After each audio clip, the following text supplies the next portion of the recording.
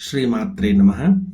ಮಾಘ ಮಾಸದ ಪ್ರತಿಪದೆಯಿಂದ ಶುರು ಮಾಡಿ 1 ತಿಂಗಳ ಪರ್ಯಂತ ಅಥವಾ ಮಾಘ ಮಾಸದ ಶುಕ್ಲ ಪಕ್ಷದ ತದಿಗೆಯಿಂದ ಶುರು ಮಾಡಿ ಫಾಲ್ಗುಣ ಮಾಸದ ಶುಕ್ಲ ಪಕ್ಷದ ತದಿಗೆಯವರೆಗೆ ಹೀಗೆ 1 ತಿಂಗಳ ಪರ್ಯಂತ ಪ್ರಾತಃ ಕಾಲದಲ್ಲಿ ಅಂದರೆ ಅರುಣೋದಯ ಕಾಲದಲ್ಲಿ ಮದುವೆಯಾಗದ ಮೈನರಿಯದ ಹೆಣ್ಣು ಹುಡುಗರು ಮಾಡತಕ್ಕಂಥ ಒಂದು ಗೌರಿ ಪೂಜೆಯ ಮಾಹಿತಿಯನ್ನು ತಮ್ಮೊಂದಿಗೆ ಹಂಚಿಕೊಳ್ಳಲಿಕ್ಕೆ ಬಂದಿದ್ದೇನೆ. ಮೌನಗೌರಿ ವ್ರತ ಅನ್ನುವ ಮಾತನ್ನು ನಾವು ಎಲ್ಲರೂ ಕೇಳಿರ್ತೇವೆ. ಆದರೆ ಆ ವ್ರತದ ಬಗ್ಗೆ ಹೆಚ್ಚು ಜನರಿಗೆ ಮಾಹಿತಿ ಇರಲಿಕ್ಕಿಲ್ಲ. ಮೌನಗೌರಿ ವ್ರತವನ್ನು ಮಾಘ ಮಾಸದಲ್ಲಿ ಶುಕ್ಲ ಪಕ್ಷದ ಪ್ರತಿಪದೆಯಿಂದ ಶುರು ಮಾಡಿ ಅರುಣೋದಯ ಕಾಲದಲ್ಲಿ ಅಂದರೆ ಸೂರ್ಯೋದಯಕ್ಕಿಂತ ಮೊದಲೇ ಗೌರಿ ಪೂಜೆಯನ್ನು ಮಾಡಿ ಉದಿಸುವ ಸೂರ್ಯನಿಗೆ ಅರ್ಘ್ಯ ಕೊಡಬೇಕು. ಮತ್ತು ಅಕ್ಷತೆ ಅಂತಂದರೆ ಮಂತ್ರಾಕ್ಷತೆ ಅನ್ನೋ ಮಾತನ್ನು ನಾವು ಹೇಳ್ತೀವಿ. ಸಾಮಾನ್ಯವಾಗಿ ತುಂಡಾಗದ ಪರಿಪೂರ್ಣವಾದಂಥ ಅಕ್ಕಿಯನ್ನು ಅರಿಶಿಣ ಅಥವಾ ಸುಣ್ಣ ಅಥವಾ ಕುಂಕುಮ ತುಪ್ಪ ನಿಮ್ಮ ಪದ್ಧತಿಯಂತೆ ಕೆಂಪು ವರ್ಣದಲ್ಲಿ ಬರುವಂತೆ ಅದನ್ನು ವರ್ಣರಂಜಿತವಾಗಿ ಮಾಡಿಕೊಂಡು ಅದನ್ನು ಸೂರ್ಯ ಭಗವಾನಿಗೆ ಅರ್ಘ್ಯ ನೀಡಿ ಸಮರ್ಪಿಸಿ ನಮಸ್ಕಾರ ಮಾಡಿ ಊಟ ಮಾಡಬೇಕು. ಮತ್ತು ಸಾಯಂಕಾಲವೂ ಸಹ ಸೂರ್ಯಾಸ್ತಕ್ಕೆ ಸೂರ್ಯ ಭಗವಾನನಿಗೆ ಮಂತ್ರಾಕ್ಷತೆಯನ್ನು ಸಮರ್ಪಣೆ ಮಾಡಿ ನಂತರ ಸೂರ್ಯಾಸ್ತದ ಸಮಯದಲ್ಲಿ ಊಟ ಮಾಡಿಬಿಡಬೇಕು. ಅದಲ್ಲದೆ ಒಂದು ಮುಖ್ಯವಾದ ನಿಯಮ ಅಂತಂದರೆ ಬೆಳಗ್ಗೆ ಎದ್ದಾಗಿನಿಂದ ಗೌರಿ ಪೂಜೆಯನ್ನು ನಿವರ್ತಿಸಿ ಸೂರ್ಯನಿಗೆ ಅರ್ಘ್ಯವನ್ನು ಕೊಟ್ಟು ಊಟ ಮಾಡುವವರೆಗೆ ಯಾರೊಂದಿಗೂ ಸಹ ಯಾವುದೇ ಮಾತನ್ನು ಆಡಬಾರದು. ಇದು ಮೌನಗೌರಿ ವ್ರತದ ಮುಖ್ಯವಾದ ನಿಯಮ ಆಗಿದೆ. ಮೌನಗೌರಿ ವ್ರತವನ್ನು ಮಾಡುವಂಥ ಚಿಕ್ಕ ಮಕ್ಕಳಿಗೆ ನಮ್ಮ ಸಂಪ್ರದಾಯ, ನಮ್ಮ ಪೂಜಾ ವಿಧಾನದ ಬಗ್ಗೆ ಪೂರ್ವಭಾವಿ ಮಾಹಿತಿಯನ್ನು ನೀಡುವುದಕ್ಕಾಗಿಯೇ ಈ ಒಂದು ವ್ರತವನ್ನು ಬಹುಶಃ ನಮ್ಮ ಹಿರಿಯರು ನೇಮಿಸಿರಬಹುದು.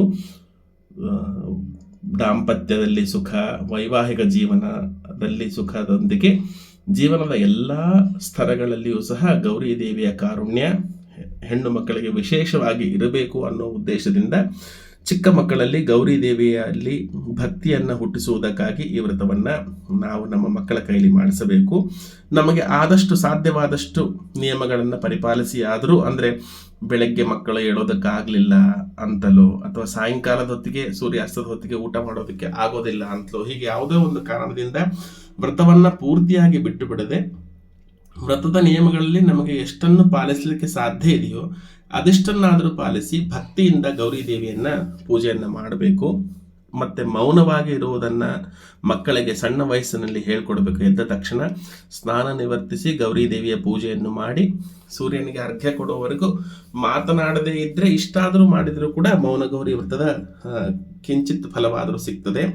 ಮೌನಗೌರಿಗೆ ವಿಶೇಷವಾಗಿ ದಾಳಿಂಬೆಯ ನೈವೇದ್ಯವನ್ನು ಸಮರ್ಪಿಸುವ ಪರಿಪಾಠ ಇದೆ. ಕೆಂಪು ಬಣ್ಣದ ಬೀಜಗಳುಳ್ಳಂಥ ದಾಳಿಂಬೆಯನ್ನು ನೈವೇದ್ಯವಾಗಿ ಸಮರ್ಪಿಸುವಂಥ ಒಂದು ಪದ್ಧತಿ ಇದೆ.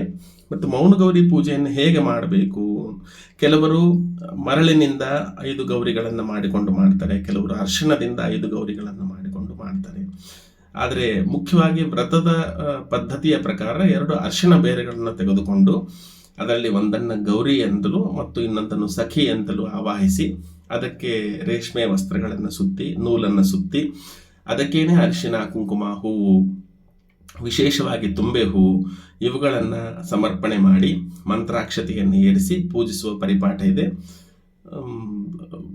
ನೈವೇದ್ಯವಾಗಿ ದಾಳಿಂಬೆ ಹಣ್ಣು ಇಡಬಹುದು. ಇಲ್ಲದಿದ್ದಲ್ಲಿ ನೀವು ಕಡಲೆ ಬೆಲ್ಲ ಅಥವಾ ಸಕ್ಕರೆ, ಬೆಲ್ಲದ ತುಂಡು ಯಾವುದಾದ್ರೂ ಒಂದನ್ನು ನೈವೇದ್ಯವಾಗಿ ದೇವಿಗೆ ಸಮರ್ಪಿಸಿ ಮಂಗಳವಾರ, ಶುಕ್ರವಾರ, ಪೂರ್ಣಿಮೆ ಅಥವಾ ತದಿಗೆ, ವಿಶೇಷವಾಗಿ ಗೌರಿಗೆ ಪ್ರೀತಿಯಾದಂಥ ತದಿಗೆ ತಿಥಿಯಲ್ಲಿ ಆ ಮಕ್ಕಳ ಕೈಯಿಂದ ಸುವಾಸನೆಗೆ ತಾಂಬೂಲವನ್ನು ಕೊಟ್ಟು ಅವರಿಂದ ಆಶೀರ್ವಾದ ಪಡೀಲಿಕ್ಕೆ ನಾವು ಹೇಳಬಹುದು.